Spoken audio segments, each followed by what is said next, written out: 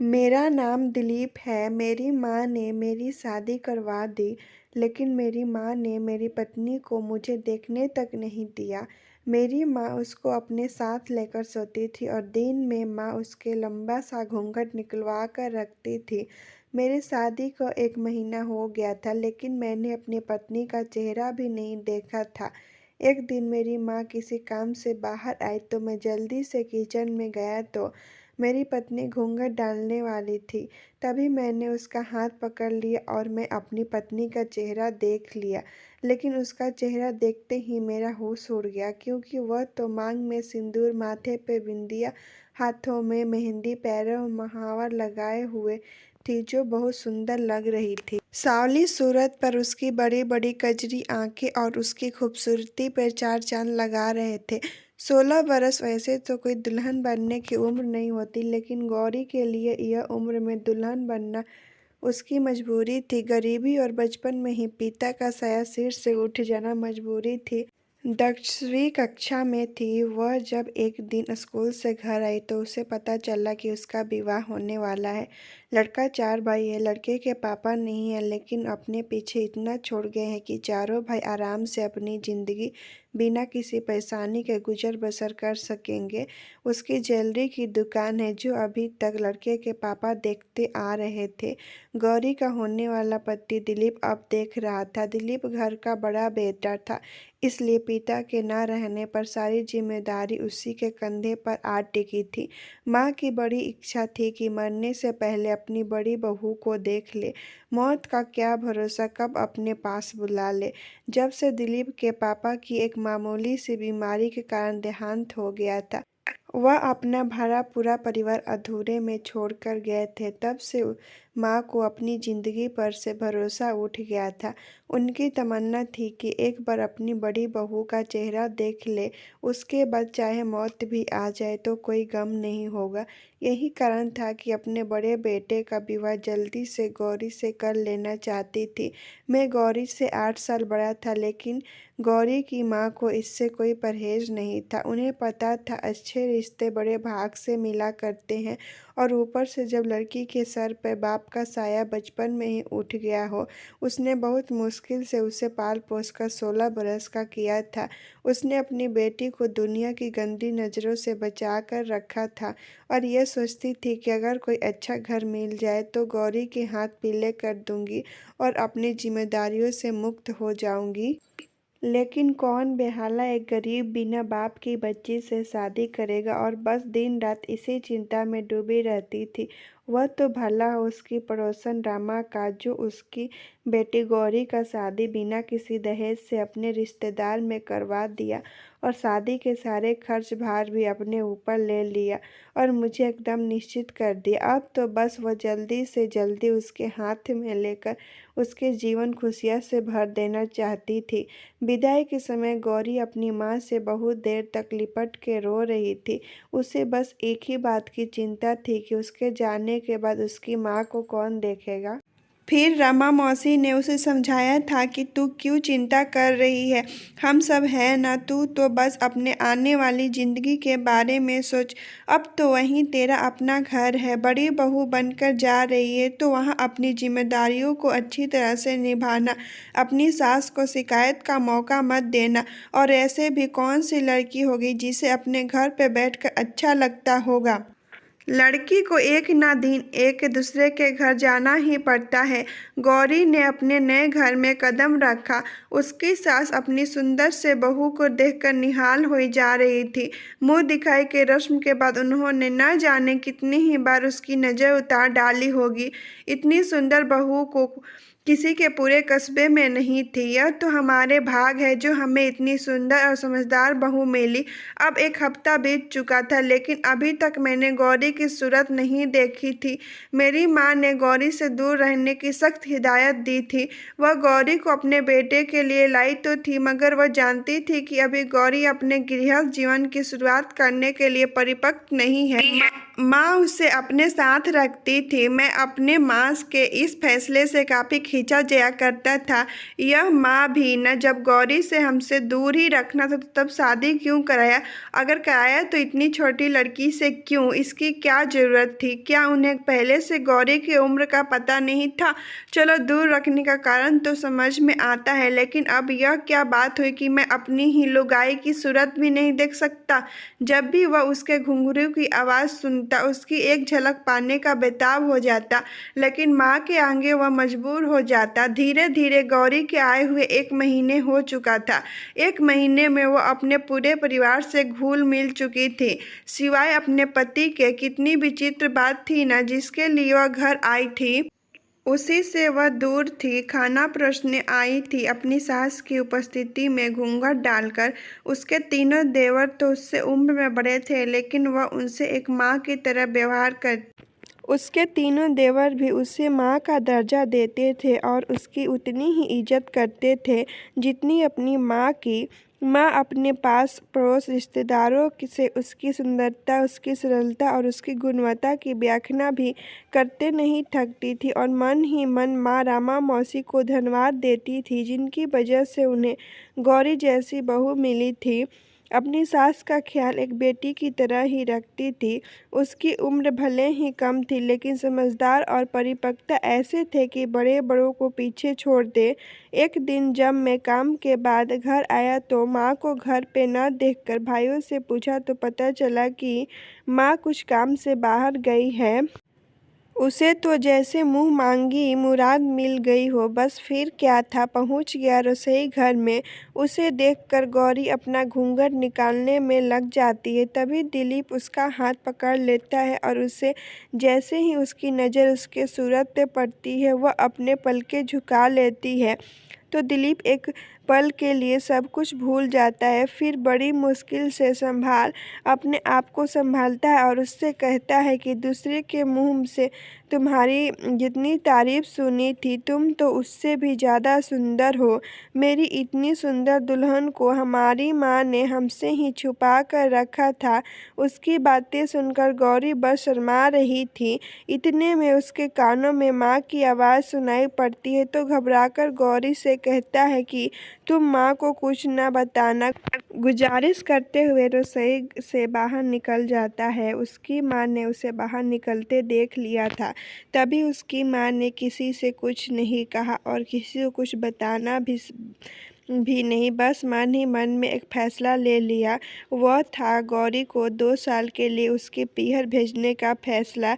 दूसरे ही दिन उसे उसके पीहर भेजने की तैयारी होने लगी थी। दिलीप को यह बिल्कुल भी अच्छा नहीं लगा। अगले दिन जब गौरी घर से बाहर निकल रही थी तो दिलीप दुखी मन से उसे देख रहा था और सोच रहा था कि भले ही वह उसके नज़दीक नहीं जा पाता था, लेकिन उसे देख तो लेता था घूंघट में ही। उसके पायल के घुंघरू की झनक की आवाज़ सुनकर, उसकी कलाइयों में रंग बिरंग चूड़ियों की खनक की झनकार सुनकर अपने आसपास उसके होने के साथ को कम से कम जी तो लेता था। कुल मिलाकर हर तरफ वह उसके दिल पे काबिज हो चुकी थी। अब वह किसी के होने के एहसास से अपने मन रूपी बगिया को सेकेगा। इन्हीं बातों से उसका मन उदास था, लेकिन माँ के आगे वह कुछ नहीं बोल सकता था। जब माँ का यही फैसला है तो ठीक है, यही सोचकर उसने अपने दिल को समझा लिया और भारी निगाहों से उसे छिपकर जाते हुए तब तक देखता रहा जब तक वह उसकी आंखों से ओझल नहीं हो गई। ऐसा नहीं था कि गौरी को दुख नहीं था। जाते समय उसकी निगाहें घूंघट की आड़ में उसे ही ढूंढने की कोशिश कर रही थी। उसे क्या खबर था कि जिसे वह ढूंढ रही थी वह उसे छिपकर देख रहा था। 2 साल के लिए अपने पीहर आ गई गौरी की माँ अपनी बेटी के मुंह से ससुराल की तारीफ सुनकर अपनी बेटी के भाग पर खूब खुश होती और उसकी नज़र उतारने लगती। माँ जानती हो, जब मैं आ रही थी तो मम्मी बहुत रो रही थी और तीनों देवर भी बहुत दुखी हुए थे। देवर तो हमें आने ही नहीं दे रहे थे। वह तो मम्मी ने बहुत समझाया तब जाकर हमें यहाँ लाने के लिए राजी हुए। करते हुए ससुराल से मिली अपनी जेवर दिखाने लगती है। जानती हो, मेरा यह कान की बालियाँ सुमन मामी ने और यह देख रही हो झुमका बड़ी बुआ ने दिया था और दोनों छोटी बुआ ने कान्हा जी की चांदी की मूर्ति दी थी और कह रही थी अपने से दूर कभी मत करना, जो भी काम करना इनका नाम लेकर करना, सब अच्छे से हो जाएगा। यह सोने के कंगन हमें मम्मी ने दिया था, जानती हो आते समय उन्हें मुझे बहुत समझाया, 5,000 रुपये भी दिए थे, कह रही थी खुल कर खर्चा करना और जो भी मन करे ले लेना, समय समय पर तुम्हारे छोटे बड़े देवर के हाथ और रुपया भिजवा देती रहूँगी। गौरी की माँ कहने लगती, इतनी समझदार और भली सास बहुत किस्मत से मिलती है, जरूर तेरे पूर्व जन्म के फल होंगे जो तुझे इतना अच्छा घर परिवार मिला। कहते हुए फिर से उसकी नज़र उतार लेती हो। भला हो रामा दीदी का जो उन्होंने इतनी मदद की, वरना आजकल के ज़माने में लोग मुंह का निवाला तक छीन लेते हैं। गौरी के आए हुए 6 महीने के ऊपर हो गए थे, लेकिन ससुराल की कोई खबर नहीं आ रही थी। इधर बीते हफ्ते में गौरी का मन बहुत उदास था और उसे अपने ससुराल की बहुत याद आ रही थी। उसकी माँ उसके मन को बहुत अच्छे से समझ रही थी, लेकिन क्या कर सकती थी। जब गौरी की माँ रामा मौसी से ये सब बात बताई तो रामा ने गौरी को सिलाई सीखने का सुझाव दिया। गौरी की माँ को रामा मौसी की यह सुझाव ठीक लगी और सोची 2 घंटे के लिए ही सही, काम में कम से कम इसी बहाने वह थोड़ा बिजी तो रहे। यही सोचकर उन्होंने उसका एडमिशन पास के सिलाई सेंटर में करवा दिया। एक दिन वह माँ के साथ बैठी थी, तभी दरवाजे पर दस्तक आई तो माँ ने गौरी से कहा, देखो तो जरा दरवाजे पे कौन है, लगता है रामा दीदी आई है। हाँ माँ कहकर दरवाज़ा खोलती है। दरवाजे पर उसका छोटा देवर खड़ा था। वह उसे देखकर बहुत खुश हो जाती है, कहती है, अरे माँ छोटे देवर जी आए हैं। अरे पागल, उन्हें भीतर भी आने देगी या दरवाजे पे ही खड़ा रखेगी? बड़ी दिन से आए नहीं आप लोग, उसकी माँ ने कहा। वह गौरी और उसकी माँ का पैर छुए और वहीं पास के एक चारपाई पे बैठ गया।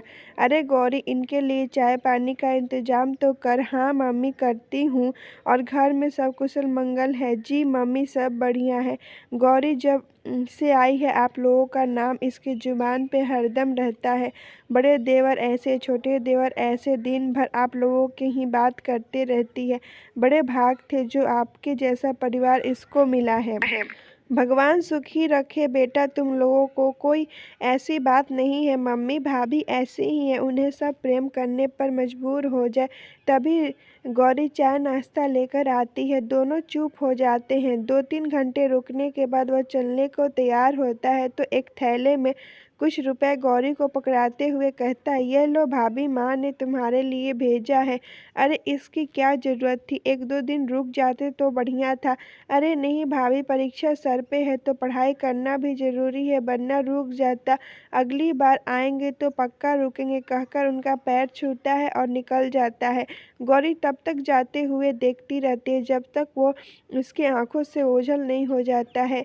फिर उसे थैले का ध्यान आता है। वो जल्दी से थैला खोलती है और कहती है, माँ देखो तो अम्मा ने क्या भेजा है। गौरी के लिए 2 साड़ियाँ, कुछ मिठाई और कुछ फल था। देखो माँ, अम्मा ने हमारे लिए कितनी सुंदर साड़ियाँ भेजी है। कहते हुए माँ को आवाज़ लगाती है, सारा सामान को बाहर निकालती है। तभी उसमें से एक पत्र निकलकर ज़मीन पे गिर जाता है तो गौरी पत्र खोलती है तो उसमें दिलीप का नाम लिखा होता है। दिलीप का नाम देखते ही उसका कलेजा जोरों से धड़कने लगता है। तभी उसकी माँ आ जाती है। माँ को आता देख पत्र को छुपा लेती है। देखो तो बेटिया, तुम्हारी सास ने तुम्हारे लिए क्या भेजा है। हाँ माँ, ये देखो। माँ बहुत सुंदर साड़ी है। कहते हुए गौरी अपनी माँ को सारा सामान दिखाती है, लेकिन उसका ध्यान उस पत्र पर ही अटका था।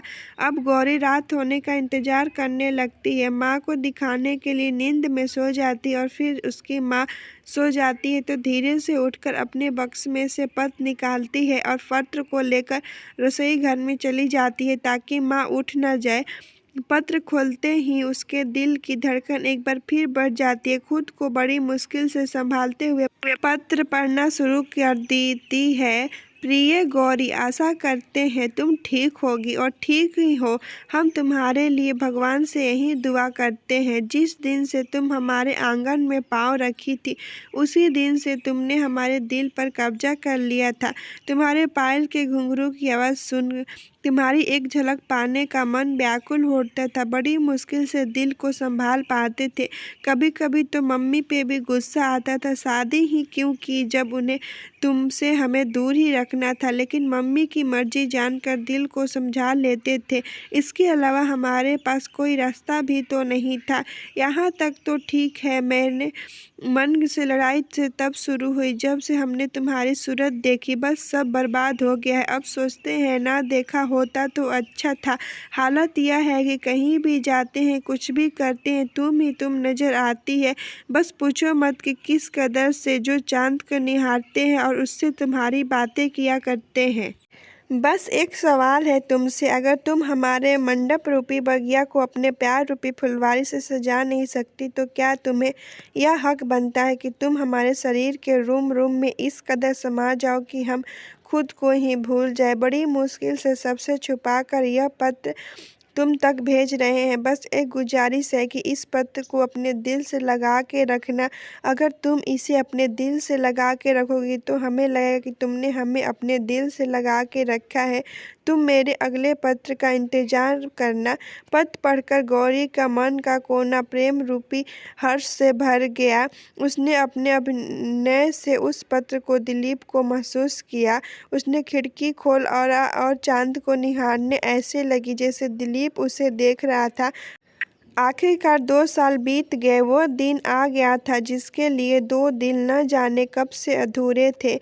गौरी की विदाई होती है। अब 2 साल बाद एक बार फिर से नई नवेली दुल्हन की तरह सजकर अपने सपने के ससुराल में कदम रखते ही 2 सालों में और ज़्यादा उसका रंग रूप बदल गया था। यह उसके दिलीप के प्यार के साथ का असर था जो उसके लिए प्रतिदिन और निखरता चला जा रहा था। पतझड़ के आने पर पेड़ से गिर चुकी सारी पत्तियां सावन आने पर फिर से हरी भरी हो जाती है, वैसे ही गौरी के न रहने से अधूरे हो चुके दिलीप के जीवन में गौरी के आने से फिर से हरी भरी हो जाती है। और एक बार फिर से चूड़ियों की खन खन की आहट, पायलों की झनझनाहट से उसके आने का आगाज होता है। लेकिन इस बार इस तरह अंत भी सुनिश्चित था। गौरी का साथ पाकर वह केवल प्रेम में हो चुका था, जहाँ चारों तरफ केवल प्रेम ही प्रेम था, और गौरी का साथ पाकर उसका मानव जीवन धन हो गया था। पलकों पे बैठाकर रखता था और गौरी की 1 मिनट की जुदाई उससे बर्दाश्त नहीं होता और कहता था कि बताओ हाँ माँ, हमारे बीच इतने दिनों तक दीवार बनी थी, अब यह काम धंधा आड़े आ गया है। हमारा बस चले तो हम घर से बाहर एक कदम भी ना निकाले, लेकिन मजबूरियां है कि काम नहीं करेंगे तो घर के खर्चे कैसे चलेंगे।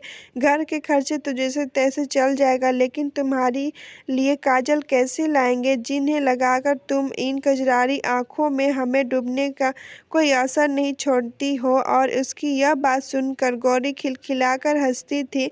बस तुम्हारी हंसी तो हमारी जान ले लेती है। माँ को उन दोनों का प्यार देखकर मन खुशी से फूले नहीं समाता था। 6 महीने बीत जाते हैं, पता ही नहीं चलता है। सास का दिल से प्यार, देवर का सम्मान, इतना सब कुछ उसे मिल गया था जैसे उसे उड़ने के लिए नया पर मिल गया हो। उसे लगता था कि यह समय यहीं ठहर जाए और वह इस वक्त में जी भर के जी ले। दिलीप का प्यार देखकर कभी कभी गौरी डर जाया करती थी। उसने कितने को ही शादी के कुछ साल बाद बदलते देखा और सुना था। एक घटना तो उसके पड़ोसी में रह रही सुनीता दीदी की थी। उनके पति शुरू शुरू में तो उन्हें बहुत प्यार करते थे, लेकिन धीरे धीरे उनका प्यार दीदी के लिए कम होता चला गया था। हद तो तब हो गई जब उसने उन पर हाथ उठाना शुरू कर दिया। फिर तो यह रोज का काम हो गया था। उनका हर काम में कमी निकाल कर सुनीता दीदी को कभी भी मानने का एक मौका भी हाथ से नहीं जाने देते थे। उनके माता पिता ने उनका साथ नहीं दिया और यह कहकर अपना पाला झाड़ लिया कि अब से वह तुम्हारा घर है, वह तुम्हारे पति हैं, जैसे रखते हैं वैसे रहने की आदत डालो। जरूरी नहीं है कि सबकी किस्मत अच्छी ही हो। लड़की जात के लिए कौन सी नई बात है। सीता से लेकर सती तक सब दुख उठाई है। जब देवी होकर अपने दुख पाने से बच नहीं पाए तो हमारे जैसा दक्ष आदमी क्या करेगा। एक दिन खबर आई कि सुनीता दीदी ने खुद को जला लिया। जब भी गौरी दिलीप के अंधा प्यार देखती देखती तो मासूम चेहरा पे उदासी और उसकी आंखों में आंसू आ जाता था और डर जाती थी। भगवान से बस यही दुआ करती थी कि हे प्रभु, उनके दिल में हमारे लिए जगह बनाए रखना, कभी भी कम मत करना। समय तेजी से बीत रहा था। इसी के साथ गौरी की सास को दादी बनने की बेचैनी भी बढ़ती जा रही थी। उनको तो लगता था कि गौरी माँ बनने के लिए तैयार नहीं है। उन्होंने इस बारे में गौरी से खुलकर बात भी की।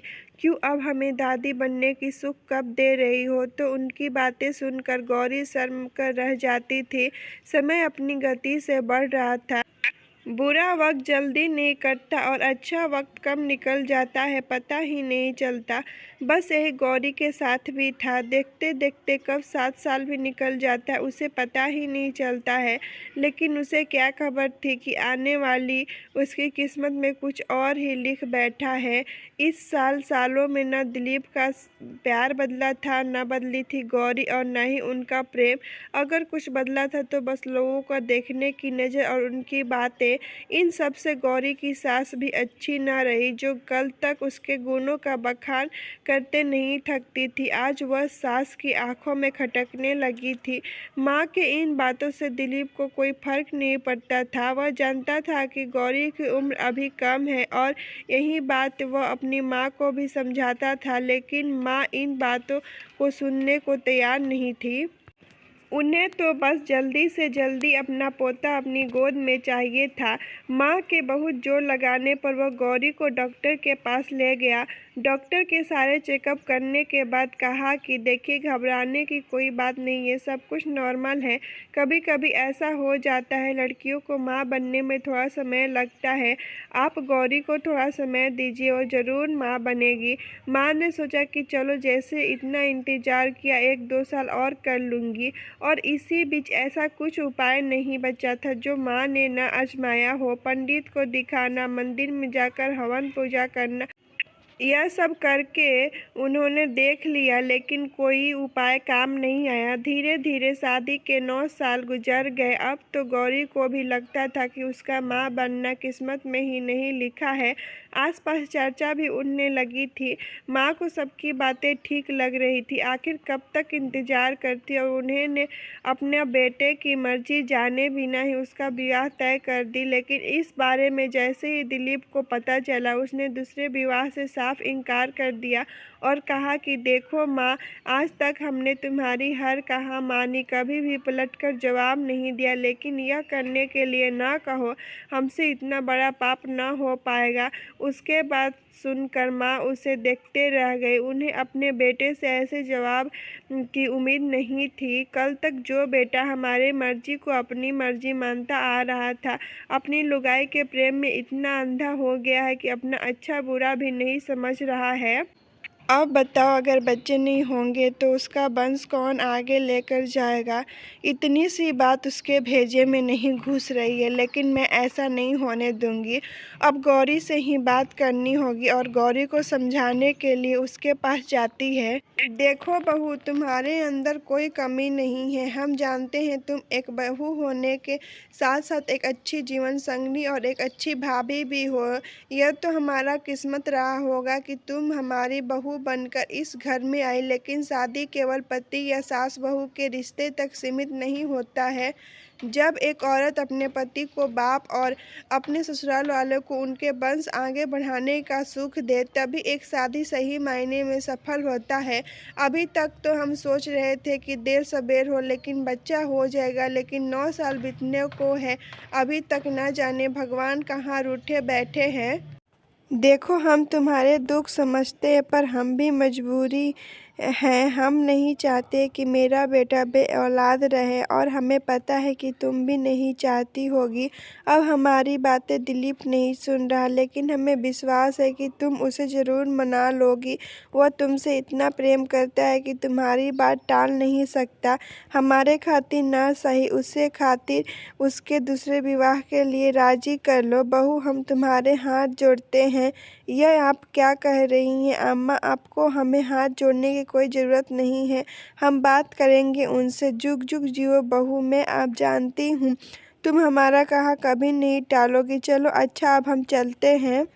गौरी ने अपनी सास को तो शांत कर दिया, लेकिन वह जानती थी कि जिसे वह इतनी आसानी से कह दिया उसके लिए मौत को गले लगाने से कम नहीं था। उसकी आंखों में आंसू की धारा फूट पड़ रही थी। उसे कुछ समझ नहीं आ रहा था वह करे तो क्या करे। तभी उसे अपनी बुआ सास की वह बात याद आती है जिन्होंने कान्हा जी की मूर्ति दी थी। उससे कही थी कि जब कोई रास्ता नजर न आए कान्हा जी को पुकारना, यह जरूर कोई न कोई रास्ता दिखाएंगे। वह कान्हा जी की मूर्ति हाथ में लेती है, उनसे शिकायत भरे लफ्जों में कहती है, यह हमें आप कहाँ लाकर खड़ा कर दिए हैं। अब आप ही बताओ हम क्या करें। कौन सी पत्नी अपने मुंह से अपनी पति की दूसरी विवाह की बात करेगी, और वो भी ऐसे पति जो उससे बहुत चाहते हों।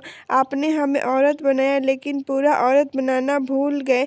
एक औरत तब तक पूरी नहीं होती जब तक वह माँ नहीं बनती, और आपने मुझे इसी से वंचित कर दिया जो एक औरत के लिए उसकी औरत होने का सबसे बड़ा प्रमाण होता है। प्रभु, हमने आज तक आपसे कुछ नहीं मांगा, आपने बिना मांगे हमें सब कुछ दिया, वैसे ही ये भी दे दो प्रभु। या तो हमारी झोली ममता से भर दो या हमें मौत दे दो प्रभु, हमें मौत दे दो, कहकर फूट फूट कर रोने लगती है। उसी समय दिलीप की आने की आहट सुनकर रोना बंद कर अपने आंसुओं को जल्दी जल्दी पोंछने लगती है। गौरी दिलीप से अपने आंसुओं को छुपा नहीं पाती है, तो दिलीप पूछता है, तुम क्यों रो रही हो गौरी? क्या हम जान सकते हैं तुम्हारी इन खूबसूरत आंखों में आंसुओं का सैलाब क्यों है? यह मेरी बुरी किस्मत है जो आंसू बनकर हमारी आंखों से निकल रही है। क्या हुआ? अनजाने में हमसे कोई गलती हो गई जो तुम किस्मत का नाम दे रही हो? आपसे कोई भूल कैसे हो सकती है? जिसके एहसास से हम खुद को भूल जाते हैं उससे कोई भूल हो सकती है भला? तो क्या माँ ने कुछ कह दिया? कहाँ जी अब माँ हमसे क्यों? कुछ तो फिर क्या बात है? क्यों रो रही हो आप? तो ऐसे अनजान बन रहे जैसे आपको कुछ पता ही नहीं है। क्या लगता है आप दिखाएंगे नहीं तो क्या हमें आपके दर्द को समझ नहीं पाएंगे? दर्द अब हमें कब चोट लगी जो दर्द होगा? चुप रहिए, ज़्यादा बनने की ज़रूरत नहीं है। को क्या लगता है मुझे नहीं पता कि यह दुख आपको कितना सताता होगा जो आपको एक पिता बनने की सुख भी नहीं दे पाए।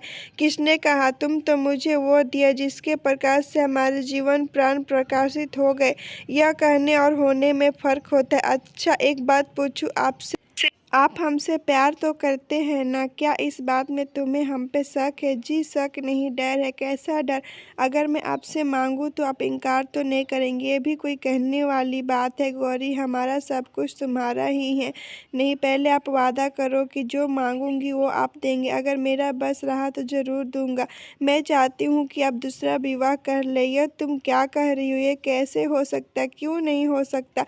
आखिर मैंने आपको आज तक दुख के सिवा दिया ही क्या है? क्यों ऐसा क्यों कह रही हो? तुमने तो हमने जीने का एक नया रूप दिया, एक गतिविधि है, प्रेम की परिभाषा दी है, लेकिन बाप बनने का गौरव नहीं दे पाए। गौरी ने दिलीप की बात बीच में काटते हुए कहा, इससे हमें कोई फर्क नहीं पड़ता, आपको पड़ता होगा, हमें पता है। इसलिए मैं चाहती हूँ कि आप दूसरा विवाह कर ले। अपने लिए ना सही, इस परिवार के माँ के लिए, हमारे लिए कैसे कर सकता हूँ? हमें तुम्हारे अलावा और किसी को अपनी ज़िंदगी में लाने के बारे में सोच भी नहीं सकता। क्या इसी दिन के लिए मैं तुम्हें ब्याह करके लाया था? तुम्हारे साथ 7 फेरे लेते समय 7 वचन भी लिया था। हमें कोई बच्चा नहीं है तो इसमें तुम्हारा क्या दोष? क्या एक औरत का अस्तित्व एक बच्चे तक ही सीमित रह जाता है? उसका खुद का कोई अपना वजूद नहीं होता? वैसे बच्चे भी भगवान के देन होता है, जब होना होगा हो जाएगा। और क्या पता हमारे भाग में संतान सुख ना हो, हमें कुछ नहीं पता। आपको दूसरा विवाह करना ही होगा। हमारा प्रेम इतना कमज़ोर नहीं है कि एक बच्चे की लालसा के स्वार्थ में एक झटके में दूर हो जाए। हमने तुमसे दिल से प्रेम किया है और हमारा दिल हमें इसकी इजाज़त कतई नहीं देता है। बस इतना ही प्रेम करते आप हमसे जो अपनी पत्नी की छोटी सी बात नहीं मान सकते। क्या तुम्हें इसे छोटी सी बात कह रही हो? तुम्हारे लिए छोटी बात होगी, लेकिन हमारे लिए पाप है पाप। अगर दूसरा विवाह करने का जो है उस कारण को ही ख़त्म हो जाए तब तो आपको कोई मलाल नहीं होगा। मतलब तुम कहना क्या चाहती? मतलब यह कि अगर मेरी जान देने से सब ठीक हो जाए तो यही सही। दिलीप की आंखें आंसू से भर उठकर गौरी, क्या गौरी, आप इतनी सी बात क्यों नहीं समझते? आपका दूसरा विवाह कितना जिंदगियों की खुशियों से भर देगा। अरे तुम और तुम्हारी खुशी का क्या, हमारी खुशी तो आपस से जुड़ी है। अगर आप खुश रहेंगे तो हम भी खुश रहेंगे, लेकिन हमारी खुशी तो तुमसे है। दिलीप तड़प उठता है। देखिए, अगर आप हमें प्रेम करते हैं तो मान जाइए। कहते हुए गौरी दिलीप के पैरों से लिपट के रोने लगती है। ठीक है, अगर तुम्हारी यही मर्जी है तो हम करेंगे दूसरा विवाह, लेकिन इतना बता दे रहे हैं कि मेरे दिल में तुम्हारे लिए हमेशा जगह रहेगी। दिलीप के मान जाने की खबर सुनकर उसकी माँ का तो खुशी का ठिकाना ही नहीं रहा। वह पहुँच गई गौरी के पास। मैं बता नहीं सकती बहू, मैं कितनी खुश हूँ। बहू, तुमने जो किया वो कोई औरत शायद ही करना चाहेगी। इसके लिए मैं जिंदगी भर तुम्हारा एहसान मानती रहूंगी। इतना बड़ा त्याग करने का फैसले से तुम्हारा इज्जत हमारी नज़रों में और ऊंचा हो गया। देखो, दिलीप की दूसरी पत्नी भले ही आ रही है, लेकिन इस घर की बड़ी बहू तो हमेशा तुम ही रहोगी। मैं तुम्हारे मान सम्मान अधिकार में कोई फर्क न आने दूंगी। तुम्हारे साथ यह अन्याय मैं करना तो नहीं चाहती थी, लेकिन शायद भगवान की यही मर्जी होगी। अगर भगवान ने तुम्हारी गोद भरी होती तो आज इसकी नौबत ही नहीं आती। सही कहा आपने, घर में विवाह की तैयारी शुरू हो चुकी थी। उदास मन के साथ अब दिलीप से गौरी कुछ दूर दूर रहने लगी थी। दिलीप जब भी उसके करीब जाने की कोशिश करता तो काम का बहाना बना के वो कमरे में चली जाती थी। वह सब समझता था, लेकिन वो ऐसा क्यों कर रही है, लेकिन कुछ बोलता नहीं था। शायद वह जानता था कि अब हालत पहले से बहुत अलग हो चुका था। गौरी ब्याह से संबंधित सारे काम ऐसे कर रही थी मानो अपने लिए सौतन नहीं बहू ला रही हो। वो दिखा तो रही थी कि दिलीप के दूसरे विवाह से उसे कोई मलाल नहीं है, लेकिन अंदर ही अंदर टूटते जा रही थी। जैसे जैसे ब्याह का दिन नज़दीक आ रहा था, गौरी की बेचैनी बढ़ती जा रही थी। एक बार तो उसने सोचा कि इस विवाह को ना होने दे, अपने दिलीप को किसी और का, लेकिन फिर सास की बात याद आ गई कि बहू, मैं नहीं चाहती कि हमारा दिलीप का कोई भी बिना औलाद का कहे, इसलिए वह रुक गई। जब दिलीप दूसरी बार दूल्हा बनने जा रहा था तो शायद गौरी से नहीं देखा जाता, इसलिए उसने अपने आप को कमरे में बंद कर लिया था। बहू, सास की आवाज़ सुन उसने दरवाज़ा खोला तो सास ने उससे कहा कि अरे बहू, कमरे में बैठी हो, हम तुम्हें कहाँ कहाँ नहीं ढूंढे, चलो बाहर, औरत सब बुला रही है तुम्हें। मेरी तबीयत ठीक नहीं लग रही, इसलिए मैं कमरे में आराम कर रही हूँ। कहते ही गौरी को चक्कर आता है। अरे तुम्हारी तबीयत तो सच में ठीक नहीं है, तुम आराम करो, मैं अभी डॉक्टर को बुलाती हूँ। कहते हुए उसे पकड़कर बिस्तर तक ले जाती है। बाहर आती है और कहती है दिलीप को डॉक्टर के बुलाने के लिए। उसकी तबीयत खराब होने की बात सुनकर दिलीप परेशान हो जाता है और सब कुछ छोड़कर भागकर गौरी के पास आता है। धीरे धीरे और लोग भी आते हैं। क्या हुआ बहू को, उनमें से किसी ने पूछा। अरे कुछ नहीं, विवाह वाला घर है, काम की अधिकता की वजह से ऐसा कुछ हुआ होगा। कितनी बार मैंने उससे कहा है कि तुम अपना ख्याल भी रखा करो, लेकिन आप देखे हो ना कमजोरी गौरी की। सास ने कहा, एक बात तो है दिलीप की माँ, तुम्हारी यह बहू सोना है, देखो दूसरी कैसी आती है। अरे जैसी भी हो, हमारे दिलीप को बाप बनने का सुख दे दे, बस इतने में डॉक्टर आ जाते हैं। डॉक्टर चेकअप कर कर बाहर निकलते हैं। देखिए, घबराने वाली कोई बात नहीं, आपकी बहू पेट से, इस समय में ऐसा होना लाजमी है। क्या कह रहे हैं डॉक्टर साहब, एक बार फिर से कहिए। जी, आपकी पत्नी माँ बनने वाली है। दिलीप गौरी की माँ बनने खबर खुशी सुनकर पागल हो जाता है। सुन रही हो अम्मा, हमारी गौरी माँ बनने वाली है, बधाई हो। दिलीप की अम्मा दादी बनने जा रही थी। आखिर भगवान ने तुम्हारी सुन ली। जी हाँ, सही कहा, भगवान ने सुन ली हमारी, और हम से ज़्यादा इस बच्चे को। दिलीप की अम्मा, एक औरत के लिए इससे बड़ा दुख क्या हो सकता है कि वो अपने जीते जी अपने पति को अपनी आंखों के सामने किसी और का होता देखे। इसके इस त्याग को देखकर शायद भगवान से भी नहीं रहा गया। अब जिस वजह से दिलीप का दूसरा विवाह हो रहा था वह वजह ही ख़त्म हो गई थी। अब हमें बारात को रोक देना चाहिए और लड़की वाले को सब सच बता देना चाहिए, तो अम्मा कहती है बारात जाएगी और बहू भी आएगी, बारात के दिन इनकार कर देंगे तो लड़की के माँ बाप पर क्या बीतेंगी, लड़की पर दाग लग जाएगा, लड़की के ऊपर लोग तरह तरह के बातें बनाएंगे, फिर कौन करेगा उस लड़की से शादी। शादी तो किसी भी कीमत पर होकर रहेगी और यही शुभ मुहूर्त पर। यह तुम क्या कह रही हो अम्मा? दिलीप की अम्मा बिल्कुल सही कह रही है। फिर बारात जाती है, ब्याह भी होता है, बहू भी आती है, लेकिन गौरी की सौतन बनकर नहीं बल्कि गौरी की देवरानी बनकर। गौरी दरवाजे पे खड़ी होकर खुद उसकी आरती उतारकर घर के अंदर लाती है। भगवान के संजोग से गौरी की देवरानी भी उसी की तरह निकलती है और बहुत जल्द उसने भी अपने व्यवहार से पूरे घर का मनमोहन कर लेती है। गौरी देवरानी के रूप में एक छोटी बहू पाकर बहुत खुश थी, बड़ा प्रेम था उनमें और उनका प्रेम देखकर दिलीप भी निश्चित हो जाता है। 9 महीने बाद गौरी एक बच्चे को जन्म देती है तो गौरी की अम्मा अपने पोते को चूमते हुए लेकर चली जाती है और कहती है कि तुम दोनों हमारी तरफ से निश्चित हो जाओ। गौरी दिलीप के कंधे पर सर रखकर आंखें मूंद लेती है। क्या हुआ मुन्ने की माँ, क्या सोच रही हो? जी सोच रही हूँ इन 9 महीने में कितना कुछ बदल गया, कितनी कठिनाइयाँ आई हमारे जीवन में। किस्मत के साथ हम मजबूर थे, आपको किसी और को बनाने जा रही थी, बस सांसें चल रही थी हमारे, लेकिन जीने का हौसला मर गया था, हमारे कान तरस गए थे। आप मुझे यह कब बोलेंगे मुन्ने की माँ? सुनने के बाद अब जाकर मेरे कानों में सुकून और दिल को आराम मिला है। अब लग रहा है कि हाँ मैं औरत हूँ, एक संपूर्ण औरत, अच्छा औरत। लेकिन मैं तुम्हें तो एक संपूर्ण औरत ही समझ रहा था, शरारती अंदाज में दिलीप कहता है तो दोनों खिलखिला के हंस देते हैं। दोस्तों आपको ये कहानी कैसी लगी? अगर कहानी अच्छी लगी तो चैनल को लाइक से सब्सक्राइब करिए। यह एक काल्पनिक कहानी है, इसे किसी सच्ची घटना से आधारित नहीं किया गया है, इसे मनोरंजन के लिए बनाया गया है।